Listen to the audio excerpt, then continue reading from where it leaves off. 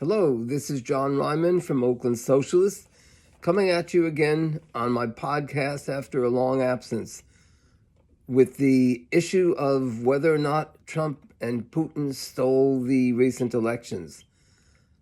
Although I do believe that it's difficult to fully absorb any material through a podcast rather than actually reading it, but anyway, this will be an opening to that issue. So here is that article as a podcast. Claims are circulating that the recent election was stolen by hacked voting machines and or some other means. In this hour of extreme danger, it's more important than ever to get our facts straight before we proceed. So let's start at the beginning. In August of this year, Oakland Socialist published an extensive article, linked to this on the actual article itself, on the Republicans' plans to steal the election.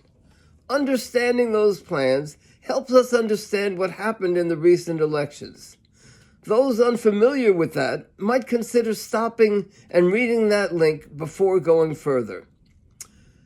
Those plans had several steps. They all revolved around creating enough confusion and delay that if Trump lost the election, various state legislatures could overturn the result and send the votes of the Trump electors to Washington. Another aspect of the plan was to create enough confusion and delay that the acceptance of the results would be up to Congress. The MAGA U.S. Supreme Court was also relied upon if there were legal challenges. In that case, the plan was for MAGA injustices to rely on the, quote, independent state legislature, unquote, legal theory, as explained in the article that I mentioned. A test for that plan was carried out in Georgia in the state primaries of last May. Since that article was written, the Georgia Republicans tried to institute another measure in the delaying tactics. They tried to mandate that all ballots had to be hand-counted. As we will see, that is significant regarding the present claims of stolen election. Those stolen election claims rest on several issues. First is the issue of voter suppression. Possibly the foremost researcher on voter suppression is Greg Palast. He recently wrote a piece called Here's What We Do Now. Palast reports on the purging of 400,000 voters from the polls in Georgia and 1.2 million in Texas. So let's consider Georgia first. Trump won by less than 400,000 in Georgia, so theoretically it could have affected the outcome. A Google search reveals that 107,000 voters were purged in 2018 and another 300,000 were purged in 2019. In other words, the purges were conducted before the Democrats won a trifecta in 2020 in that state. In both those cases, those purged had not voted in previous elections. In 2022, the Democratic Senate candidate won re-election. So yes, definitely, many should not have been purged, but it wasn't like this determined the election outcomes in 2020 or in 2022. Whether it did in 2024 is open to question. Now let's look at Texas. There, Trump won by 4.8 million votes. So even if every single one of those purged had voted and had voted for Harris, it would not have affected the election outcome. Moreover, as the New York Times reports, quote, nearly 500,000 of the voters purged during the time period highlighted by Mr. Abbott were dead. About the same number were cleared after they were put on a list of people who did not vote in 2 successive general elections and are believed to have moved. Those numbers were roughly equivalent to the number of voters in those categories removed in previous years. End quote. The purge was conducted at the same time that the state raided the homes of several Latino election activists. That act of vote suppression is a different matter. So, while it sounds bad, these purges did not affect the election outcome. Mail ballots. Then there is the election through mail ballots. For example, there was a case of a few dozen paper ballots found in a storm drain in California. Election fraud? Nope. They were mixed in with junk mail. What probably happened was that a thief went through the mailboxes in the neighborhood, kept bills and possibly checks, and ditched the rest. There were also reports of numerous misdirected mail-in ballots. Why? There were over 25.6 million mail-in ballots and over 65 million absentee ballots, record numbers at a time when the post office has seen cuts. Hasn't anybody ever heard of human error? And in any case, to intentionally misdirect thousands of mail ballots, never mind millions, would require the involvement and therefore the silence of hundreds, if not thousands, of USPS employees. That is impossible. Voting machines hacked? Now let us go to the main, quote, stolen election theory, that MAGA Putin hacked into voting machines. This rests on the fact that MAGA Putin got a hold of the software of Dominion and ES&S voting machines. Presumably, the corollary to this is the claim that this hacking enabled them to flip the machines, to flip the Harris votes to Trump votes on the machines. If that is not the claim, then the whole hacking claim is meaningless, so we will proceed with that assumption. Before we deal with the theory itself, let's deal with a few peripheral issues. 1. As we pointed out, if MAGA Putin had hacked into the voting machines and the cure was to count the paper ballots, then why did the Republicans in Georgia try to get all votes counted by hand? That is to say, a count of paper ballots. The only explanation is that the machines were not hacked, and what MAGA was trying to do was create more delay and confusion. 2. According to this video, which is making the rounds among Trump victory deniers, MAGA Putin obtained the software of the Dominion and ES&S voting machines. Although it is not explicitly stated, the implication is that this enabled them to hack into the machines of those manufacturers and change how they operated. We will deal with that implication below, but there is another problem. The video says that ES&S and Dominion provide 70% of the voting machines in use. That means that 30% are provided by other manufacturers, meaning they use different software. In Pennsylvania, the other manufacturers are Clear Ballot, Hart InterCivic, and Unison. So, if ES&S and Dominion machines were hacked, then we should expect different results from the other machines. That would have been noticed, and no such difference has been reported. 3. Another claim is that the bomb threats were used to disrupt the vote count and change the votes. There's another much more reasonable explanation, that nobody knew in advance who would win, and the bomb threats were another means of disrupting things in order to cause confusion and delay in case Harris won. 4.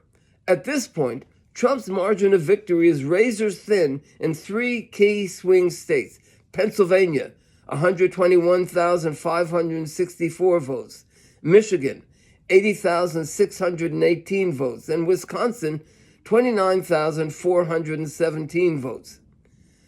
His overall popular vote majority is 1.66%, a historical low percentage. If the machines had been hacked to flip the votes, it certainly would have been done to assure a greater margin of victory. 5. Trump will rely on a Republican-controlled House and Senate. If the machines were hacked, surely they'd have done it to flip votes for at least the senators to the Republican candidates. In that case, how come ultra-MAGAist Kari Lake lost in Arizona? And if the hack was only for the presidential race, how come the overall results for House and Senate more or less track the results for president? 7. The media has reported extensively on lost or misplaced mail ballots. Why, then, have they been silent on the claim of hacked voting machines? Those who are, quote, silent, end quote, include such figures as Rachel Maddow, who first broke the fake elector story in 2021, Mehdi Hassan, and others. The reason they have been, quote, silent is that it did not happen. There is no there. Now, let us deal with the theory itself. Possession of the software for voting machines in and of itself no more enables one to affect those machines' performance than does possession of somebody else's computer's operating system enables one to affect the performance of that person's computer.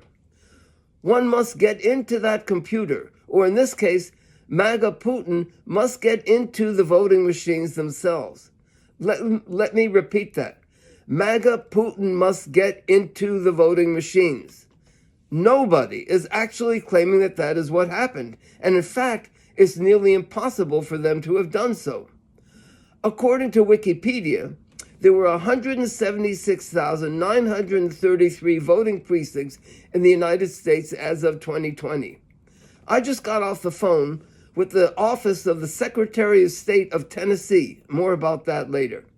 A representative told me that there are between 3 and 5 voting machines in each precinct in Tennessee, and he thinks this may be about the average in other states. That means there are about 707,732 voting machines in use, of which 495,000 approximately are Dominion or ES&S, based on the 70% estimate. Somebody has to propose how the hackers can get into all 495,000 voting machines.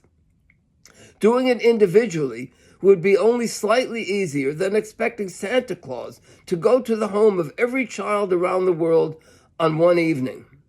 Some claim or imply that the machines are hacked via the internet.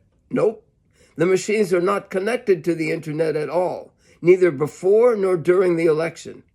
After the election closes, the results are sent in to the central office by internet and by phone. So if it's fixed on the internet transmission, surely some election workers would notice the difference between the internet results and what was phoned in. Then there's another problem.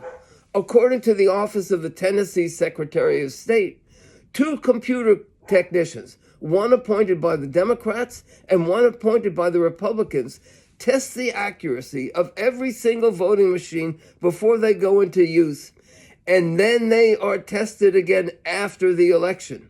Something like this is the common practice in every state. There is simply no way that the voting machines can be hacked. It cannot be done without being noticed by thousands of election workers. In fact, it's impossible for it to be done at all, whether it's noticed or not, unless there is an internet connection. And that is why all those who claim a, quote, stolen election, end quote, might imply that it's been done, but so far none of them have outright said it has. Now, let us deal with an open letter to Kamala Harris that is making the rounds. The letter is from one Stephen Spoonermore, who passes himself off as some sort of computer expert.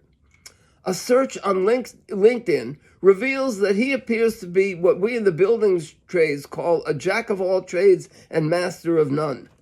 He's founded one company after another, with them apparently going in and out of business almost as regularly as Trump's businesses.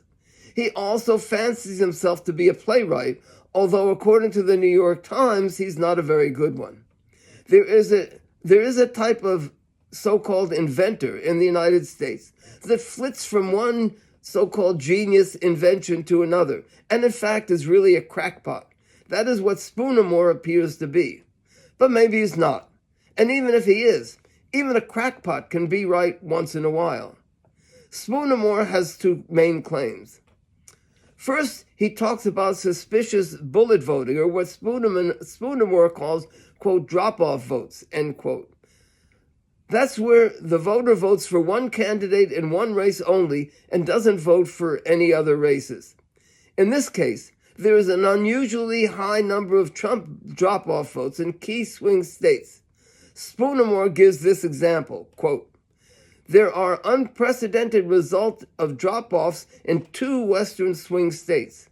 Arizona, 123,000 plus, or 7.2% of Trump's total votes, enough to reverse the outcome. Nevada, 43,000 plus, or 5.5% of Trump's total votes, enough to exceed recount threshold, end quote. Spoonermore then compares this to neighboring states that weren't swing states. Quote, Indiana, 2,000 or 0.03% of Trump's total. Oregon, 4,000 or 0.05% of Trump's total. Utah, 1,000 or 0.01% of Trump's total, end quote. This is where actual knowledge, knowing what actually happened on the ground, helps. A friend of mine who lives in another key swing state, Pennsylvania, explained it to me. John, he said, quote, you don't know what it's like around here for the last few months. If you turn on the TV, there's something about Trump, Kamala every 30 seconds. If you turn on your cell phone, you get a message about it every 30 seconds. Everybody is talking about it all the time. Not just the elections, but Trump, Trump, Trump.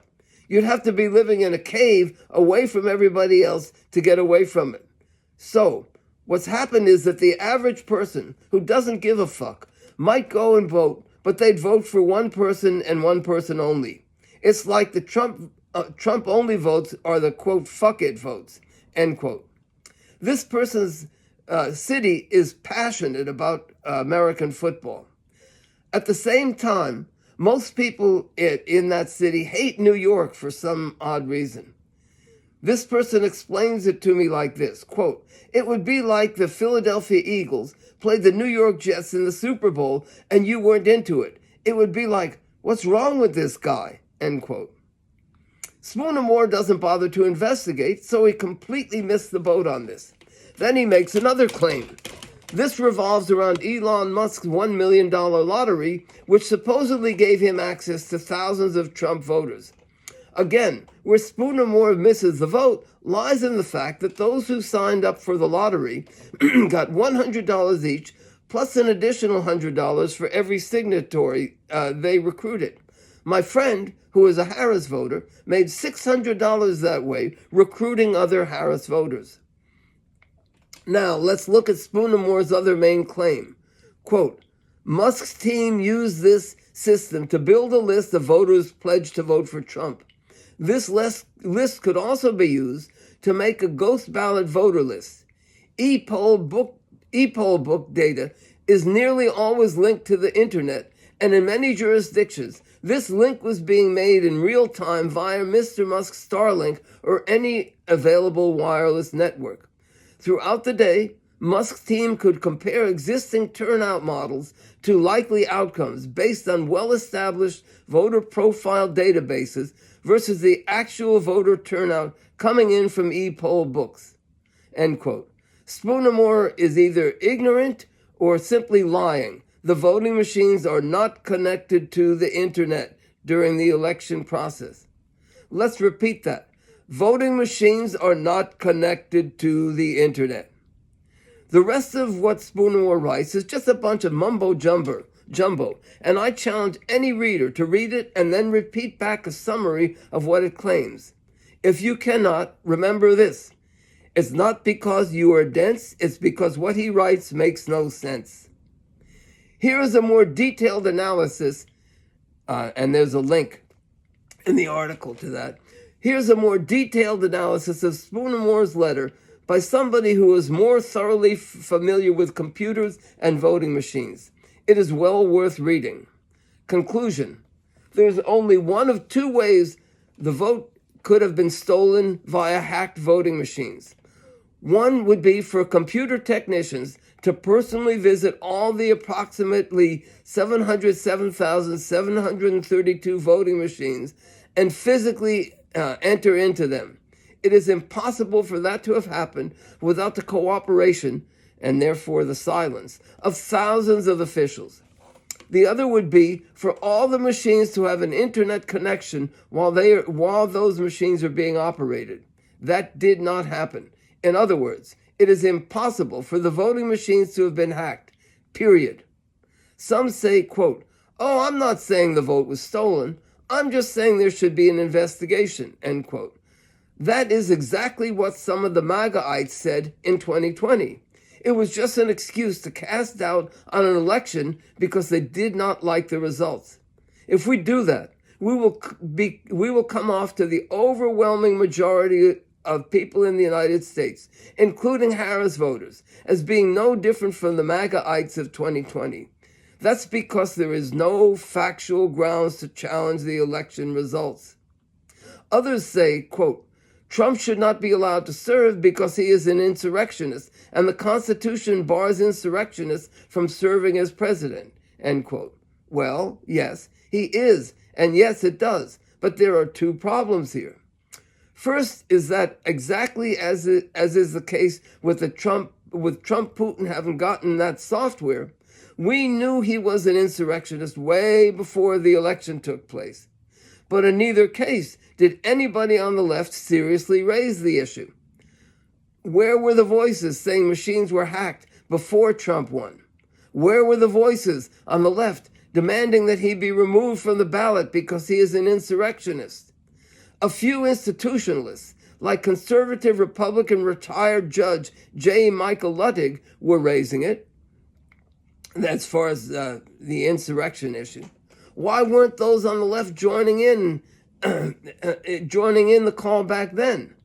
In fact, the demand was questionable even back then for several reasons.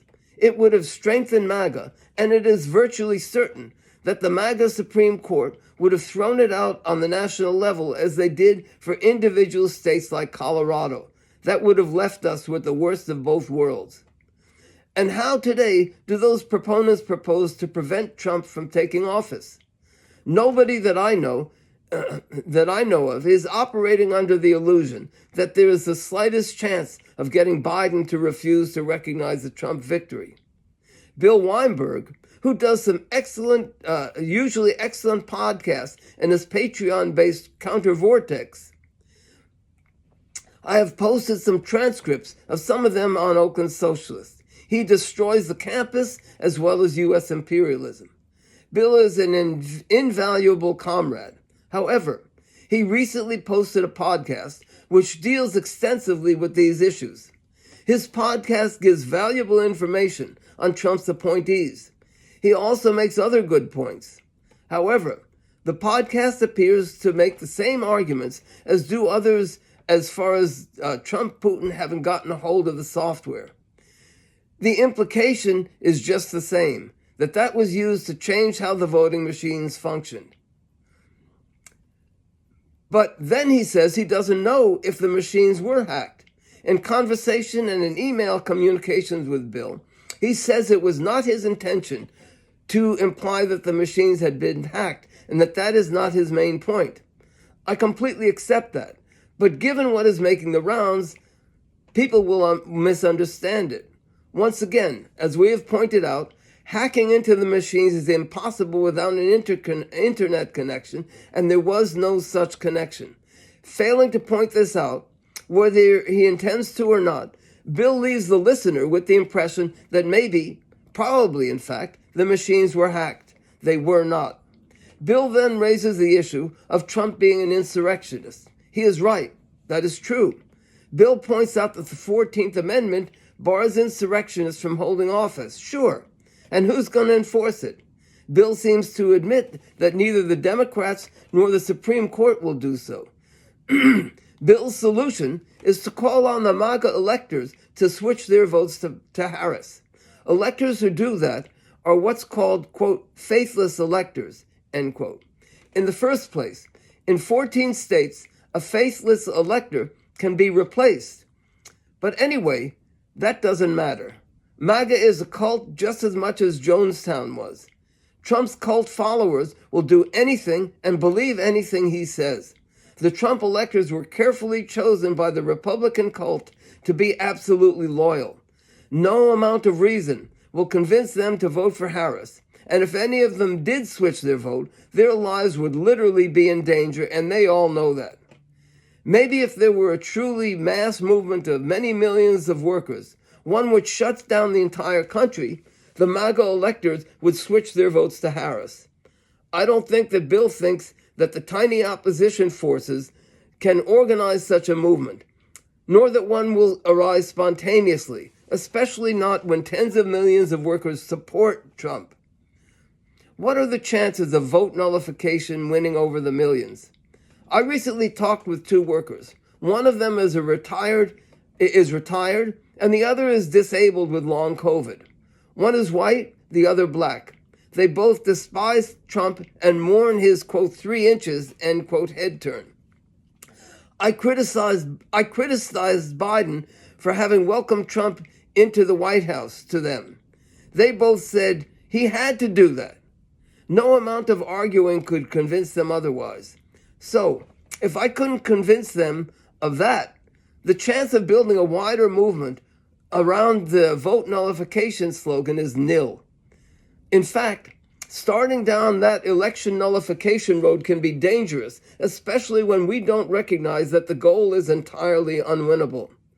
On the one hand, it can lead us toward denial of actual facts, the, quote, stolen election myth, which will destroy us politically in the long run. On the other hand, it can create a sense of desperation that could lead to some to carry out desperate acts that put us all in danger. Such a tendency can make us vulnerable to actual provocateurs.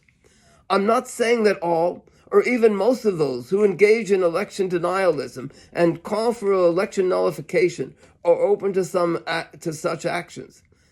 I'm nearly certain Bill is not. I'm saying that such a line can encourage others to take up such actions. Rather than stop Trump and MAGA, such actions would multiply the dangers many times over. Think Reichstag fire. In other words, short of a heart attack, Trump will take office on January 20th, 2025. That is simply a fact, and refusal to accept that fact can lead to all sorts of adventurism. I think the call to nullify the elections can lead to exactly that sort of adventurism, whether it is intended to or not. Also, the idea that Trump won based on a stolen election is damaging in that it underestimates the degree of the crisis within the working class. It can lead to denial that tens of millions of U.S. workers voted for this fascistic buffoon. Yes, the crisis in the U.S. working class is just that great. Not only that, but we are not alone. We see similar situations in countries around the world. As far as the slogan put forward, I think, quote, stop Trump, stop MAGA, end quote, is a much better slogan than the election nullification one, because among other things, the latter implies a sense of unreality. And it is much better to focus on building an opposition within the unions and placing demands on the union leadership to actually lead than to focus on Trump electors. As far as organizing public protests, that is strictly a tactical issue. In major cities, it is probably safer for now. However, recently I posted a report from a rural area in California. See my blog site for that report. In the past, protests there were possible, although they were met with hostility. Now it is impossible. How about the future for a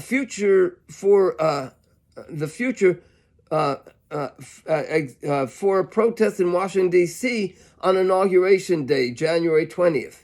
It is impossible to know right now if that is a possibility. It might be overly risky.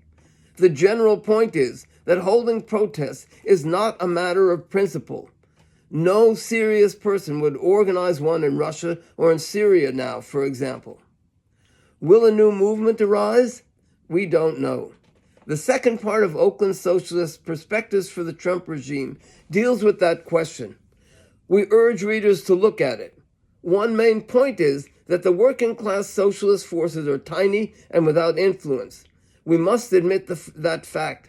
And those who do have influence, mainly the union leadership, will continue to do nothing of substance. The conclusion is that if there is to be a new movement, it will have to develop semi-spontaneously. Whether it will anytime soon, we cannot say. The other main point is this. Say what you like about Lenin, but nobody, not even the capitalists, denies that he was a master strategist and tactician. In his work, Left-Wing Communism and Infantile Disorder, he wrote, quote, "To accept battle at a time when it is obviously advantageous to the enemy and not to us is a crime," end quote. In another article, he wrote, quote, "One must know how to retreat. We cannot hide the incredibly bitter, deplorable reality from ourselves with empty phrases.